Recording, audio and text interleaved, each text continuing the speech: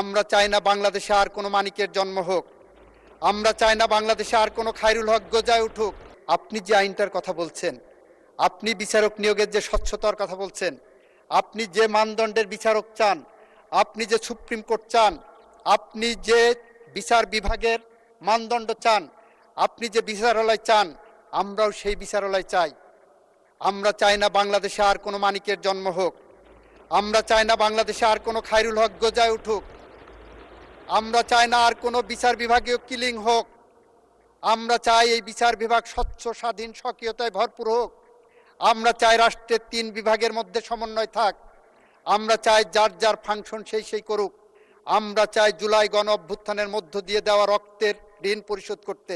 সেই রক্তের ঋণ পরিশোধ করতে গেলেই আমাদেরকে সঠিক পথে যেতে হলে একটি সাংবিধানিক কমিটি গঠন করে আসেন চুলচেরা বিশ্লেষণ করি, আসেন কোন কোন জায়গায় রোগ আছে সেটা ডিটেক্ট করি, আসেন প্রপার ডায়াগনোসিস করি, তারপরে আসেন ওষুধ দেই। আমরা সেই পথ ধরে এগিয়ে যাই।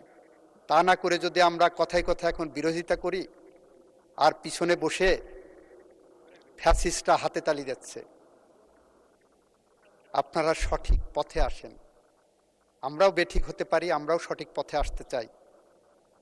আমরাও ভুল করতে পারি, আমরা সঠিক পথে আসতে চাই। আসেন দুই পক্ষের ভুল সঠিকতা এক টেবিলে বসে আমরা আলোচনা করে সমাধান করি। এই আইনগুলো এমন না যে কোরআনিক ভার্সন। এই আইনগুলো আজকে পাশ করলে এমন না যে কালকে আবার এটা সংশোধন করতে পারবো না। পার্লামেন্ট ইজ ওপেন, আমরা আবার সংশোধনের জন্য আসতে পারবো। সুতরাং আমরা আসেন, আপনারা বলছেন সংস্কার, আমরা বলছি সংবিধান সংশোধন। প্রত্যেক সংশোধনে একটি সংস্কার, আমরা সেই পথ ধরে এগিয়ে যাই বন্ধুরা।